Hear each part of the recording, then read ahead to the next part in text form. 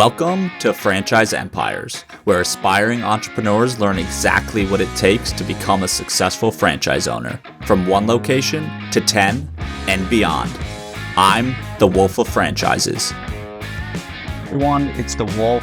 Today on the show, I have Dru Carpenito, and this is also a newer format that we're testing out. So Dru and I just riff, go back and forth on interesting topics happening right now in the franchise industry, talk about a lot of different brands, some of the cycles and hype cycles that happen in the industry and what you should know about them as a franchise buyer. We talk about what's going on with Crumbl cookies and some of the cookie craze that's occurring in the industry. So if you're interested in buying franchises, if you work in the industry, this is a relevant podcast, and we try to keep it light and have fun with it. So hope you enjoy.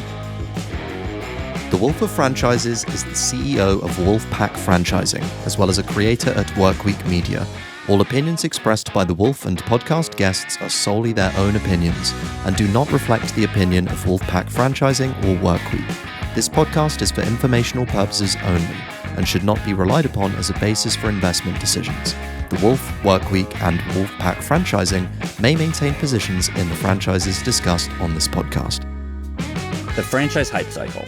So obviously I tweeted about that, and let me read it for people who, if you're not on Twitter, folks, check it on Twitter. Or from my account, it's a recent tweet.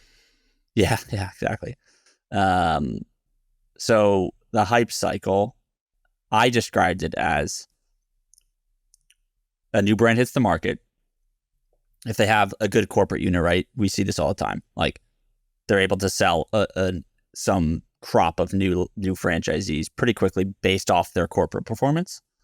Then phase 2 kicks in, which is like, and maybe this doesn't even have to happen, honestly, sometimes. It's harder to explain that nuance on Twitter, but like if those franchisees show if you have a couple, just two even, right, who show some proof of concept, then all of a sudden that they're saying like, hey, look, like these franchisees are now like, they're going to hit our corporate stores. Like this works. We proved it. And then the brand blows up, sells out the entire country, right? And then after that, this is phase 3.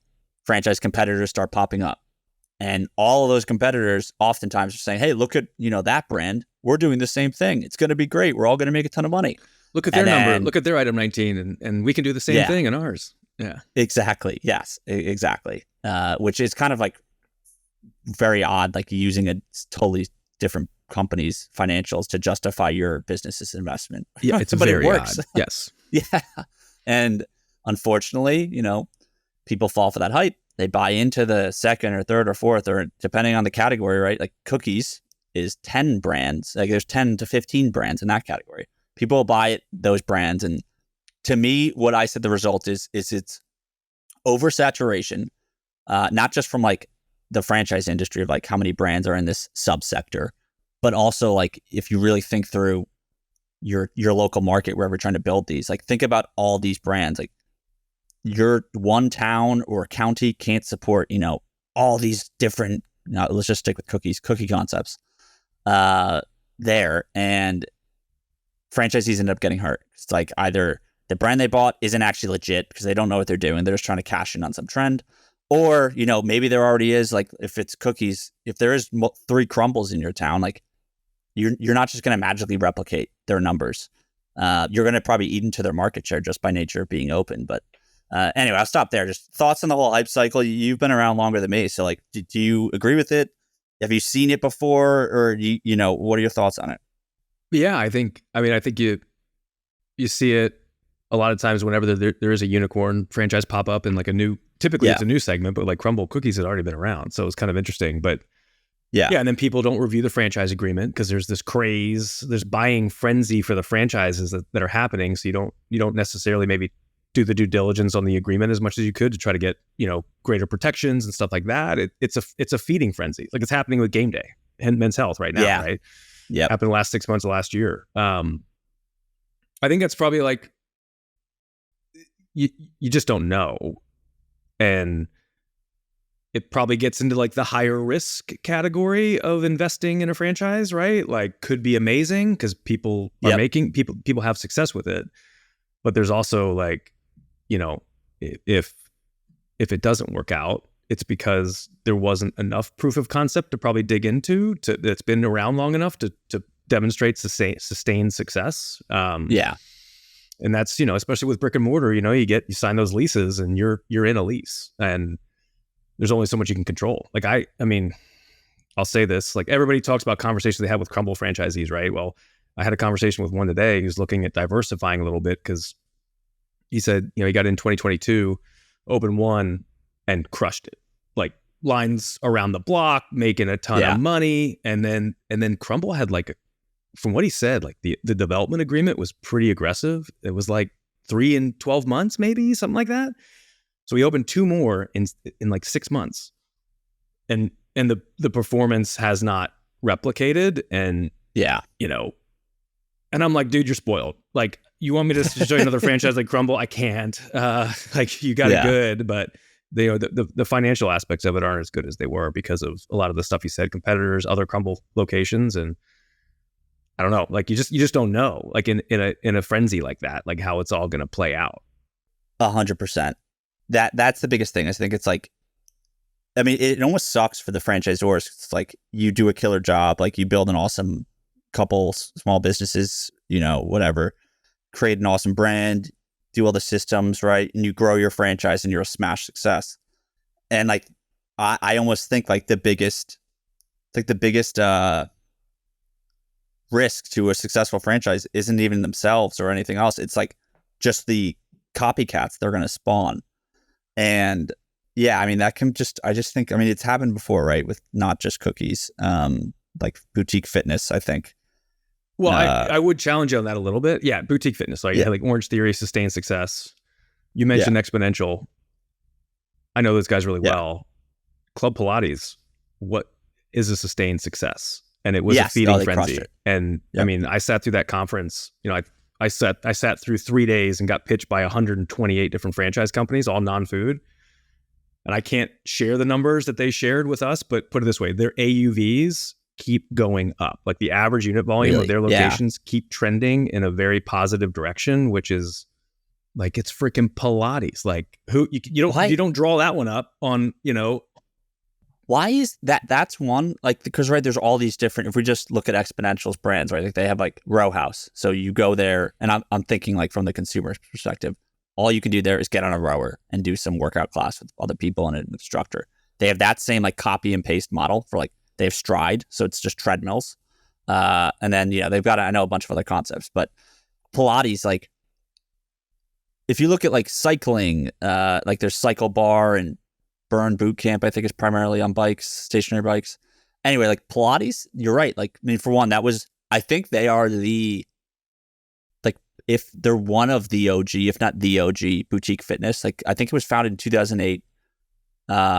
And like Orange Theory wasn't even founded then. Orange Theory was like 2010, 2011. And like they were one of the early ones too, to this whole boutique fitness trend. So like, I wonder if there's something there for like, from a longevity standpoint of just that first mover advantage. But I haven't seen, like, I don't know, I couldn't name a single other Pilates franchise. But like, that's still a big enough category of like working out where like, I notice like, whether I'm in New York City or even like in the suburbs where my parents live in New Jersey, like there's always moms or a bunch of people trying to do Pilates. And like, I don't see other concepts out there. So what do you think's going on with that? I wish I was smart enough to answer that question. Here's what I would tell you. Like, I think Orange Theory got out front and got the market share in the high intensity, I want to make you puke for 50 minutes kind of workout. And people love that. It's awesome, dude. I love it. It's fucking awesome. I can't do it.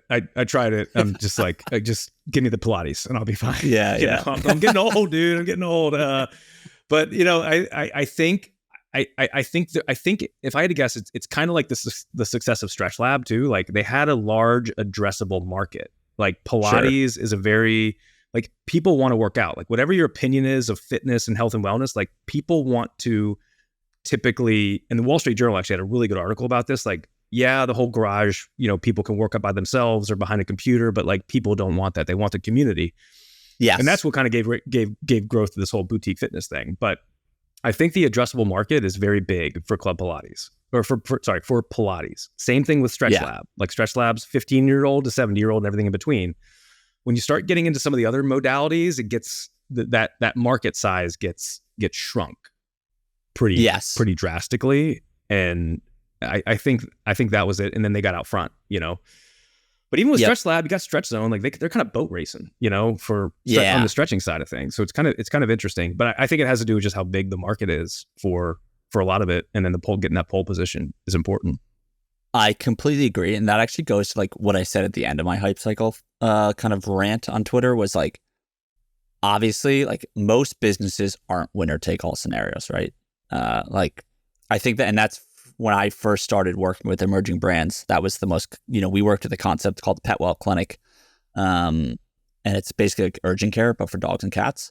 And there's still not really a national competitor that's like doing that. There's a bunch of regional like vet clinics that do similar stuff. But that was the number one thing while we just started expanding them is like, hey, like, there's this other franchise with like 5 locations that's doing that.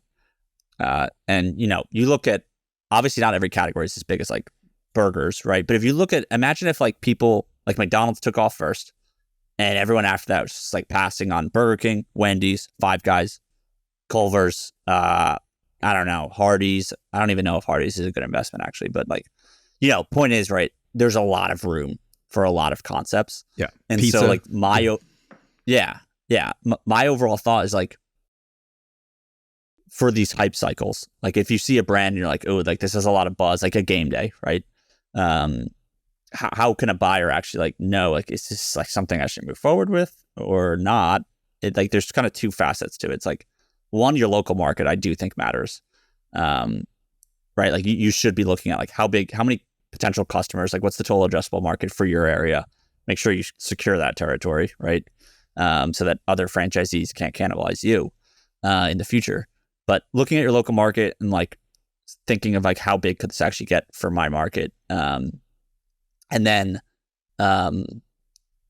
like is it sustainable, right? Like, and is it a trend, right? Because the boutique fitness thing you're talking about, like Pilates, here to stay for a long time, a lot bigger. Whereas maybe some of these smaller concepts, like there's not as many customers, but like, is rowing going to be sustained? Like just a rowing only workout? I mean, the only people I know who row regularly were the dudes who were on the crew team in college. Yeah. Everyone else is like, what are you guys doing? You're psychotic for wanting to do that. But yeah, what are if you're working with a buyer who's looking at a game day or someone, just, how do you really think through the risks of like a trendy or a hot brand like that? Yeah. I don't, in the perfect world, right? Like a franchise company will have a good enough sample size of, 10, 15, 20 franchisees that have been operating the business for sometimes sure. You can gain a lot of insight from them, but at the end of the day, it's like there's a gamble in it, right? Like you can do all the research in the world, and those PE bros that have analysts of analysts of analysts, they can do the research, but like for the average Joe, like getting into a business for the first time, like you gotta size the leadership team up, and all that kind of stuff at the franchisor level, and then at the unit level, you gotta take a gamble and try to hedge your risk as best you can. But dude, it's also interesting you say that, because it's almost, I know you weren't saying this, but like I've noticed like PE seems to front run these trends in franchising now. Like Ellie Mental Health, they got like an investment from what's their name, Princeton Equity Group, I think. Yeah, well, they didn't like front very run it. Early. Well, what? Well, they didn't front run it. I think it was like the 15 locations open tops, and like 100 or 200 plus sold, and like they put a pretty sizable check into them. It was more. I don't know. To me, that's front running a trend. I don't know if I should say this on the podcast, but I'll give generality. I know the terms of the deal. Through the great. Come on, man. Spill it. All right. Spill so it. the terms. So here's what happened with Ellie, right? Like again, like hey, okay, so mental health, that ain't going anywhere. Yeah. Right. Like now we got problems, fam. Yeah, we got problems. Yeah, I'm waiting for the one to open up around the corner for me so I can go sit on the couch and that's no real talk. That's research and development. Yeah. for what I do. No. Yeah. I really don't wish I said that. IRS, if you're listening, I'm just kidding. All right. So, anyways, no, but like so, Ellie, like mental health, big market. Yeah. They had what 12 or 13 corporate locations in Minneapolis. And they did a good job. Did they have that many in Minneapolis? 12 or 13? Yeah, they had a big number. Oh, wow. And Minneapolis, St. Paul, and they did a good job of publishing the numbers as best they could in their item 19. We're coming out of the pandemic. mental health is at the forefront of, because kids and everybody, like, mental health is still a big thing. Yeah, but people are lonely. Yeah, I mean, it was definitely heightened because of COVID. And Ellie didn't plan to grow the way that they grew, and the FSO they were working with didn't plan to grow the way that they did, and the majority of that growth came through the broker networks. And they sold, I mean, it was like 500 units within like 18 months, and they had 0 franchise locations open. So they had there was no franchisee validation, but you had mental health was the thing. And like, and then Ellie has this, insurance is a big piece of that. And they've got some kind of back end infrastructure that helps the franchisees with the billing and the intake and all this kind of stuff. So it's a complicated business, especially if you get into like California and stuff like that. But so they sold all these franchises, hadn't opened them yet. And Princeton or whoever the private equity group was came in and stroked a big check because they like the space. Behavioral health, it's it's kind of one of these untapped space, and that's what PE's always kind of they're always looking for these niches, like so that basically Princeton's going to buy it, hold it for 3 to 4 years, get it open, make the books look a lot better, and they're going to flip it to the next big PE company up the ladder, and that's how it's going to go. But but Ellie basically did that self-funded to get to that first phase, that first transaction. That's huge. That's impressive, man. Yeah. And wait, so if I'm a franchisee, am I like, I'm sure you don't need a big space, but like, am I hiring a therapist to be? Do you know how it works? Yeah. Well, you have to, right? Unless you're qualified to listen to somebody talk about their stuff. I mean, like, so they're like, it was like they had a way to recruit therapists to help them spend more time with patients, to increase the billable hours, which means they can make more money.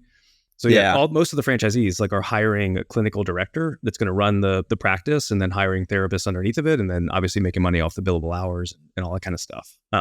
For sure. Yeah, that's interesting. Yeah, I feel like, I mean, I'm not by no means an expert on like the therapy business as like an industry, but I guess I feel like most are like they're running their own shop. Like, it's like, I'm a therapist, and you just like, I'm the only person who's at this practice. But I guess I'm sure there's others who like work under bigger practices and they don't want to do like everything. I mean, this goes back to like franchising 101. Like, there's probably therapists out there who don't want to create their own website and handle marketing and all these other things that have nothing to do with working with your patients. So I could see that working.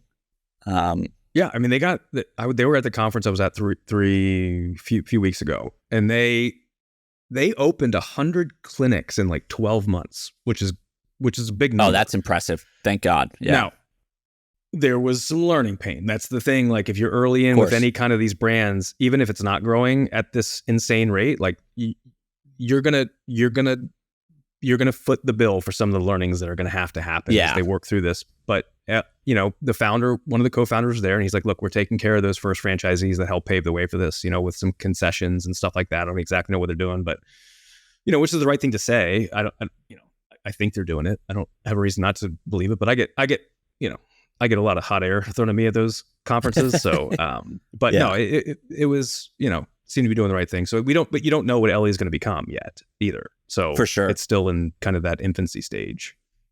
It'll be interesting to see their FDD this year. Then I'll be hawking that to see what we got, because it's FDD season, baby. Yeah, let's go. It is, man. Yeah, I mean, like February through April, man. Holy shit. Yeah, it's gonna, or even, I mean, honestly, May, June still are pretty big. But you're right about the foot in the bill. Like, for that pet concept I was talking about before, Pet Well Clinic, we ended up getting a few big Orange Theory operators interested, and they really believe this was like right. Was this during COVID we partnered with them? I think we partnered with them like a month into COVID. So the pet space was like just starting its like big, like, rocket ship phase, right? Where especially like all the pandemic puppies and all that stuff, like it was a hot space. It's still obviously, like, I think there's a lot of longevity there. But like, anyway, got Orange Theory operators in, and they basically just told all their other Orange Theory buddies. So it kind of grew like word of mouth, which is amazing. But the interesting thing is we just learned so much about Orange Theory because we had some of like the earliest franchisees in the space or in that brand. And they told us, they're like, oh, like the Orange Theory you see today, it was nothing like that when I joined back in 2013. And they told us even like the logo, they're like, it was like a stick figure or something at some point. And I've tried to find pictures of it online. I can't find the old logo, but like, they're just like saying from even that perspective, they're like, you really got to like believe in the concept so that like you can just make money in your town, regardless of what franchise or corporate is doing right in their world. But ideally they have their shit together too. And then it can be like become a, $1 billion brand where you get all these amazing resources and technology that you can then give to your customers. But it's funny, like most people probably wouldn't buy a fitness brand with a stick figure logo, No. And all those Orange Theory franchisees are laughing at the bank because of it. But like, yes. But I think like when like from the franchise company perspective, like I've seen it. Like I think Orange Theory. I read an article because I'm trying to get their CEO with their founder on my podcast, and he's like, dude, like leave me alone. I'm like, okay, well, I'm gonna do that. So if you're listening, David, I want you on my podcast. Let's go. So I think they paused development early on because they were. What was in the article was they were putting too much reliance on the actual instructors they were hiring, and the programming wasn't simple enough. So they had to stop it and say, hey, we got to simplify this programming down to where we can hire. We're not as dependent on the trainers as we are right now. And so they paused development. Like it's obviously a successful, like a wildly successful franchise story now, but like it wasn't without its growing pains. And I think that's the lesson probably for like any prospective franchisee listening now is like, if you are looking at a brand that is in the hype cycle, in this exponential hockey stick kind of growth, expect growing pains. It's not going to be the smooth sailing that, other brands have. There will be some serious growing pains, and that's just, where they are, you don't know, but, have extra working capital in the bank, set aside, not just the 90 days that the FDD tells you to have, have an extra chunk of dry powder in the bank, because there's going to be some growing pains that go with it. Yeah, I got to get Ben Little. He's on Twitter, Zaxby's franchisee. Good dude. He said, I got to find the transcript, but he was saying like he doubles the working capital amount, or even like possibly the whole investment. I mean, he's dealing with like multi-million-dollar Zaxby's build outs, so a bit of a different scale that guy operates on. But he was saying like you really need more capital, and the number one reason most people go out of business is because they run out of money.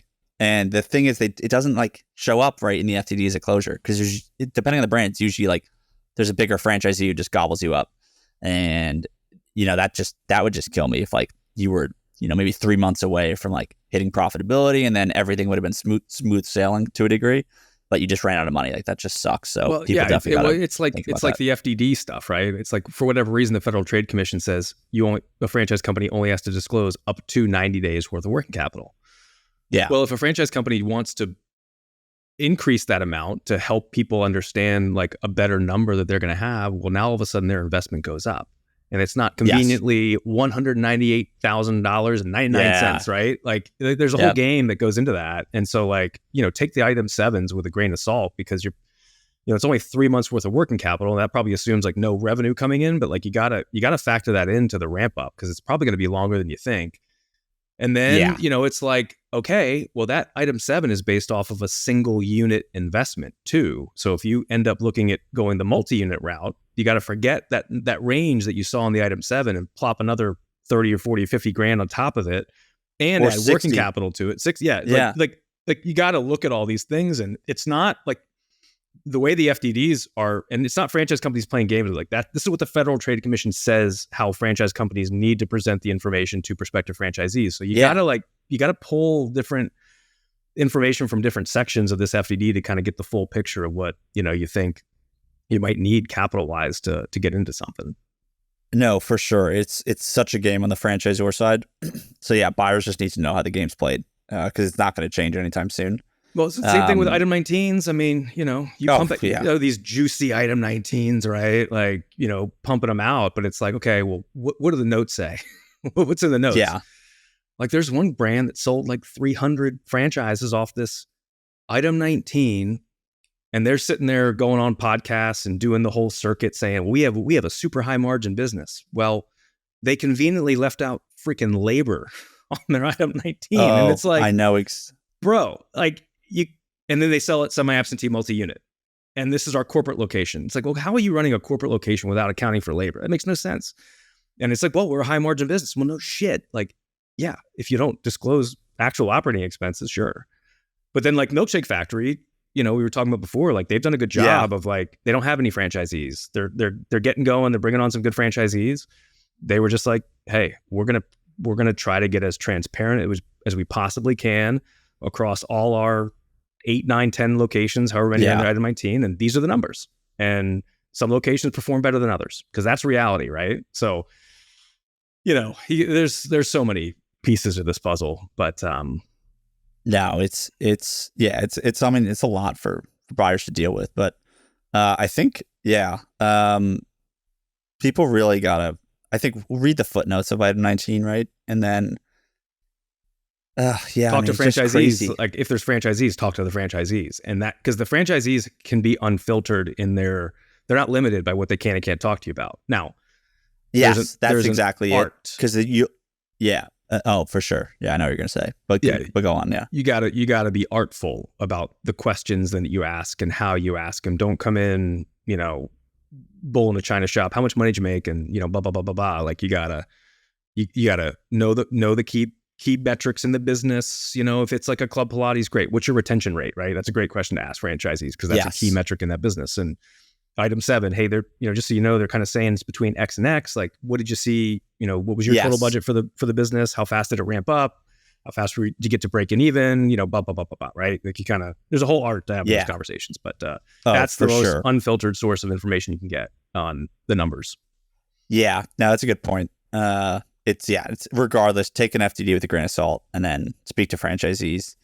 Because that's it's just, there's so much that might be not be being shown. Something you said though, I want to get your take on it, man. Franchise fees. You were saying like 20, 30, 40, 50. And I was like, oh, well, 60. Like I'm seeing a lot of $60,000 franchise fees. Yeah, 60 is the new 50. Exactly. Yeah. What is this? Like, is there franchise fee inflation? Like what the hell's going on? And before you answer that, I'm not actually looking for a macroeconomic take here because let's be honest, that's not us. But like, I think there's something, if I had to guess, if I have no data to back this up, keep that in mind. But if I had to guess, if we went back to like the 90s and looked at the franchise fees, they're probably all, I mean, so like, okay, obviously there's some macroeconomic perspective where like the price of everything does go up over time generally. But like, I think that over the last 20 or maybe even the last 10, 15, brokers and FSOs especially now are becoming more prominent, and a lot of new brands by default.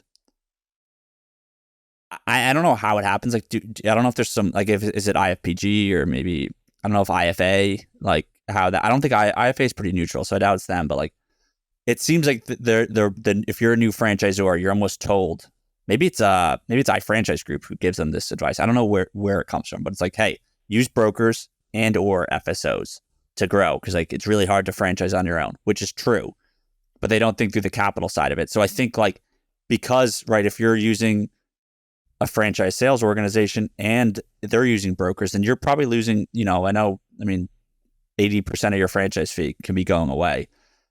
So that's my take, is that like the average franchise fee has just gone up and up and up because people aren't doing their own deals on their own. They're doing development using outside sources. So crazy theory? You're right. I mean, I think I've been in this role for 18 years. So I got started with a company that predominantly had success selling through the broker networks, Advanticlean, back in the day. And back then, there was 3 or 4 players in the broker game. You had TES, FranNet, and FranChoice.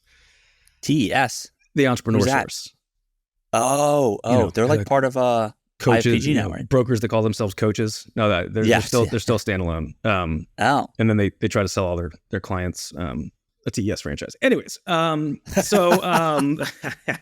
so back then it was like, but they were good. Like franchising wasn't this like, I think number one, franchising has gotten a lot more popular, partly from the franchisor perspective, probably because the PE money that's moving in. And this lady, Alicia Miller, who I've never met, but she sent me this advanced copy of this book that she just wrote about this whole PE landscape and franchising. It's actually always been there, but now it's kind of coming to light. It's a really, really insightful book. And I think it's called Big Money in Franchising. And I forget where it was. So you had like these. It was a thing, but it wasn't like this mainstream thing that's kind of happening now. And there's ultra competition for franchise companies to grow.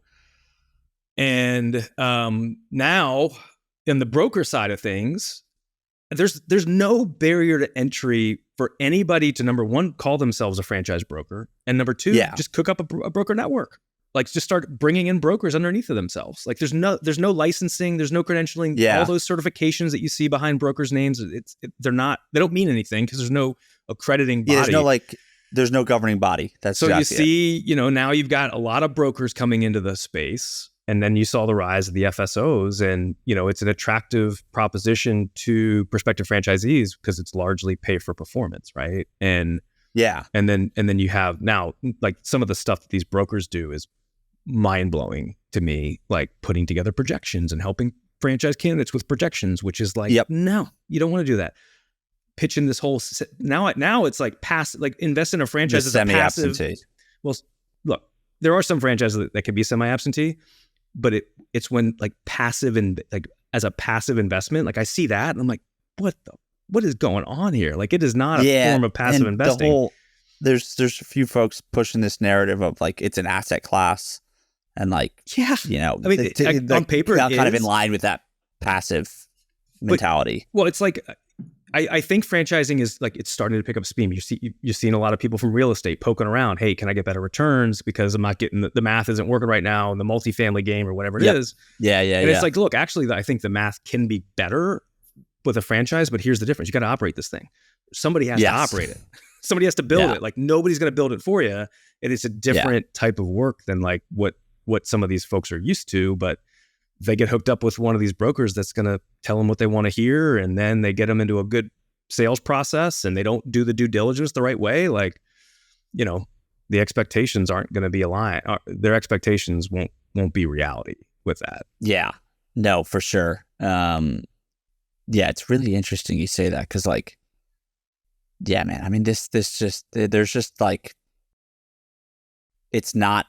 I don't know what it's like being a landlord. Like, you got to imagine you still got to deal with tenants and stuff, right? So like, but like, this idea that you can just buy a franchise and keep your day job. Like, one, the economics typically don't work out well. Like, you're going to really delay your pushback if you hire from day one an amazing GM, right? For most concepts, because like that's a 6-figure salary that's coming out of your personal bank account. So unless you really have a ton of cash, it just I've really never met anyone who's like got the cash and willing to do that from day one. And then, so assuming you're not that guy, which you're probably not, or girl, you're going to have to do it yourself. And there's just no way you can keep a full-time job while like you have this massive pile of debt that you're building on day one. You just can't do it. Like I've heard talk to people who are like, yeah, like I tried it. And then I was like at work and I got like, there's one guy who got to the point he was going to the strip mall and like he bought a super expensive hotspot so that he could have internet access anywhere. And he was just trying to keep his job, but he would literally be in and out of the strip mall, like where his location was being built, to like manage the construction and do all that stuff. But he's like, I couldn't let that just construction happen without me looking at it. Like I had $400,000 on the line here. Yeah, no, if you have a demanding job, no way. Like, yeah, and you ain't putting your spouse to work unless he or she wants to. I get guys, mainly guys, reaching out to me like, hey, I want to buy a business for my wife. Kids are in kindergarten. I'm like, cool. Can I talk to your wife? And they're like, no, I'm gonna make the decision for her. I'm like, yeah, okay. Like, yeah, I know how this is gonna go. But like, look, I have a good friend who owns 15 sport clips, and he has a quote unquote full-time W-2 job. Wow, that's killer. But he's got a cushy gig. Like, if I say full-time, probably works 15, 20 hours a week on autopilot with a good company, all that kind of stuff. It can be done with with a very small pool of franchises. Like, did he grow from 0 to 15, like building, or did he acquire? He grew from 0 to 5 organically, new locations, opened them up. While he had the job. Yeah, he's had the same job for as long.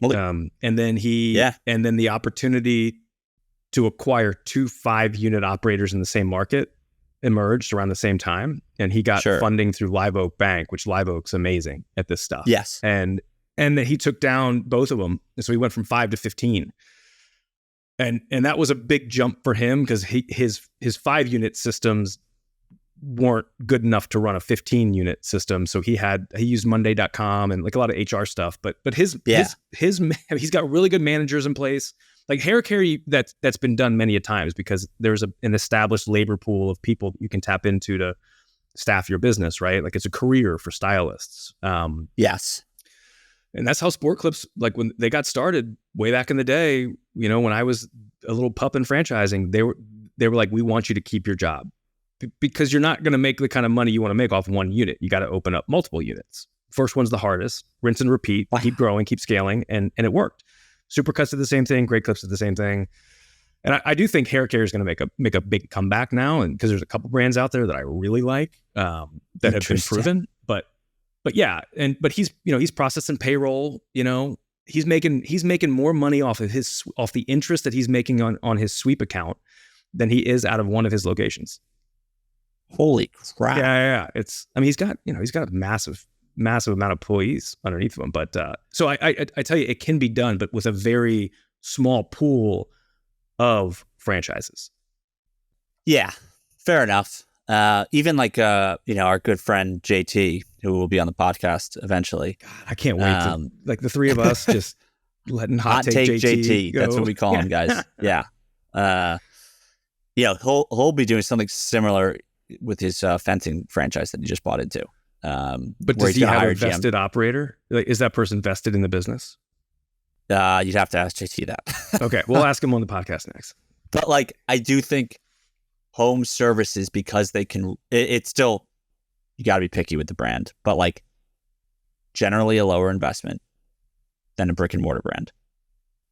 And it can ramp quicker to the point where the economics aren't as brutal. Whereas, spending $750K to build a brick and mortar location and having a GM on $100 or $120K salary that whole time, like you're just killing yourself there. So you think you can do it with home services? Start at semi-absentee? I think that there are certain brands where you can, if you have the capital, which I don't want to speak for JT, but I think he's got some money. See, I'm on the opposite. Yeah. I'm on the complete opposite end of that opinion. Really?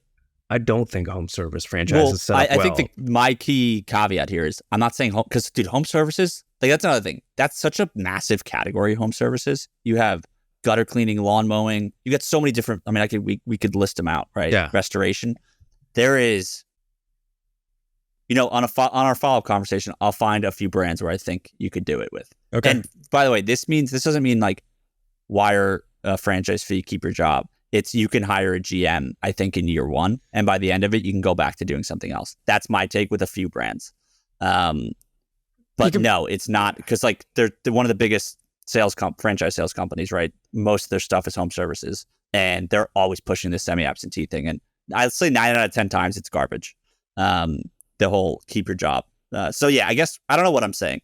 Maybe a hybrid. Where like I think what I heard you say is maybe like there's always these diamonds in the rough, like that. Yeah. Just franchise companies have something figured out. But generally, what I tell folks is like it's actually easier. There are more manager-run friendly franchises from day one in health and wellness, beauty, hair care, that kind of stuff, than home services. You can do it with home services, but you might be better off like finding an operator who's full of piss and vinegar that just wants to run through walls and like get them vested in the deal somehow, like ask them to put some skin in the game, and then you're the bank, and then you can groom them if the franchise company has the right systems for them to plug into. I actually think it's harder to do. We gotta ask JT. Yeah, you're right. What is he doing? I'm sure he's got some crazy finance got an answer, back end. I say finance, he says finance. But, no, he's a smart dude. He's gonna do it right. But I think if you could find an operator, I think there's a lot more options for people to like partner with somebody. Like, yeah, and I mean, I think like that presents its own challenges. It's like, how do you find them? First of all, like most people aren't coming from, let's just use fencing. Like you don't know the fencing game, so like how is some corporate guy gonna figure out the like I guess you just poach maybe someone from a local company, but it's still just it's definitely tough to pull off. And yeah, I mean, I only know, now that I'm saying this, only one person who did it. They did it with a flooring company, but they had like a blue collar background. They'd worked in that world before, so like they just kind of know how to have the conversations. That's the other thing, is like, especially, this is an interesting one, the cultural shift in like a home services business versus like wellness, right? Like, I would like, right, the vibe of employees. I know this because I used to work in HVAC before I got into franchising. I mean, it's just the blue collar culture is so different than if you're used to working in like a white collar job where you have like to wear a button down shirt and tuck it in, or maybe even a suit. Like, I don't know. And then you're dealing with people who probably didn't go to college, and they don't care about college. It's like they do what they want. Like, right. There's no like manners become less important. I don't even know how to say. There are amazing, talented people in the blue collar world of home services, for sure. It compared to the corporate white collar stuff, it is completely different. And the days start earlier, the days end earlier. Typically, like you're grinding it. You're starting at 6:30, 7 a.m. like to get everything set up and to get out there. Yeah.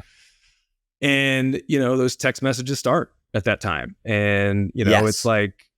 There are great people out there. And I was in disaster restoration for 8 years. And I remember I used to sell the franchises, and the single biggest concern that people had about that business, and this is back in from 2006 to 2014. And I think there's been about 18 new disaster restoration franchises that have popped up since then. But I was like, hey, I've got a master's degree in industrial organizational psychology. I'll help you hire your first employee.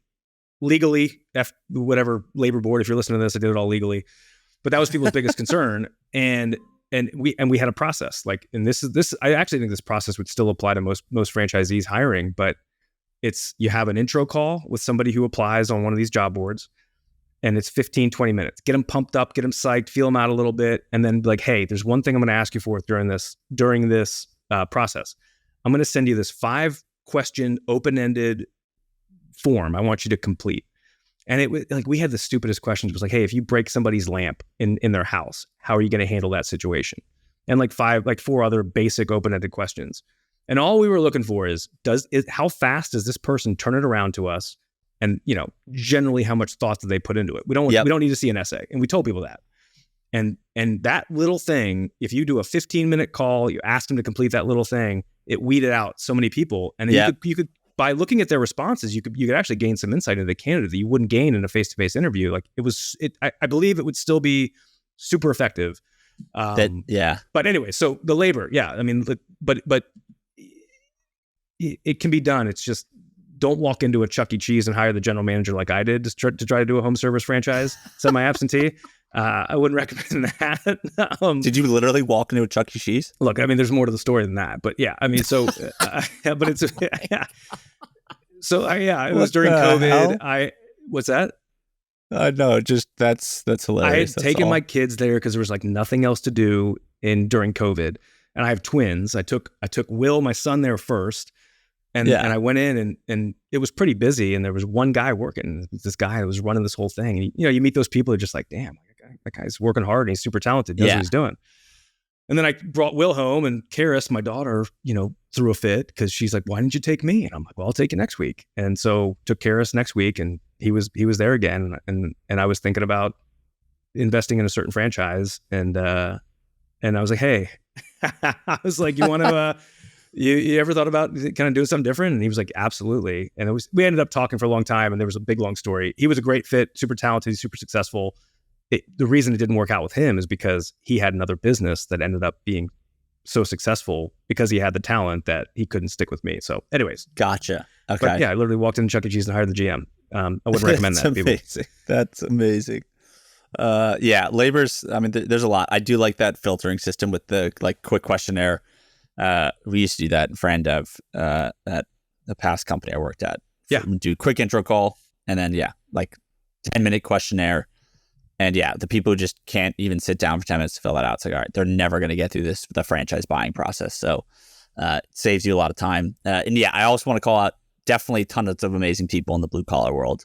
I was just trying to articulate, obviously, the that vibe difference. It's especially different. It's a different beast, and it's important really to think is. about.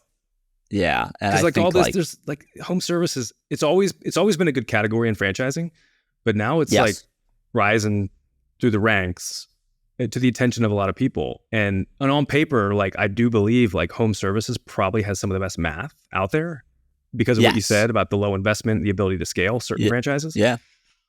But what it takes to operate it is, it's different than when you got the employees and customers in the same four walls. Yeah. Oh, 100%. And like, I think, especially the ETA crowd, the people who are getting MBAs or they're at an investment banking shop or PE shop, and they want to, acquire business, and through that journey, they start to look at franchises. It's like, okay, do you realize that, your world of like happy hours and Wall Street is going to be very different if you now all of a sudden are running a lawn mowing business, right? And your employees, it's just going to be very different, right? And like, I don't think a lot of people actually, they just they do the numbers on the spreadsheet. They don't think about what is their life actually going to be like when they wake up and their world is that lawn mowing business. Like, it is not glamorous. It is not nearly as fun, and you will not get as much street cred, right? Even though you might end up making a lot more money, but like, that's just a thing. I think people really need to like put themselves in those shoes, because like I, for one, would never do home services because I'm scarred from my HVAC world. Like I didn't enjoy it. Which is good. Like I know what I like, and like I would burn out very quickly, even if the numbers are amazing. I just know myself, I'd burn out. So like, people should really try to. It's tough to like get that experience if you haven't like actually just worked in it. But if there's a way to like test the waters before you commit and change courses with your life, I think people should really try to do that. Yeah, I like it. It's an in the field business. Like if you don't like being in the field, probably not going to be a good category. I'm just like getting hives from that. Being in the field. Oh god. Yeah, it's. I mean, it's not a behind the desk business. And if you like sitting behind a desk, and I learned that about myself, to be honest with you, going through it. Like I'm not a great field guy. I like to sit behind my computer and talk to you about franchising. Like that's what gets me. That's what gets me juiced up. But that, and then there was something else. Oh, so the way that you can get a taste of this thing is if you're looking at a particular franchise, go visit with a franchisee, and it's worth hopping on a plane. If it's one of the top, don't go to the bottom performers. Sure. Whatever. Go to a top performer that you connect with that has a business that you want to build size wise, and hop on a plane, spend a day with them or her, and they will typically like, hey, I want to come work with you. Put me to work in your business. I don't want to sit there and like analyze everything you're doing. I just want to experience it to see what it's get my eyes on this thing. Go do that, and that will help you see like if this is something you feel like you can do. Yep. Yeah, no, I 100% agree with that. It's worth the money, because like people should really think about that. It's like if they find out they don't want to do this, well, good, you just saved yourself how much money on launching that franchise. And it actually reminds me of Culver's does that with their franchisees at Discovery Day.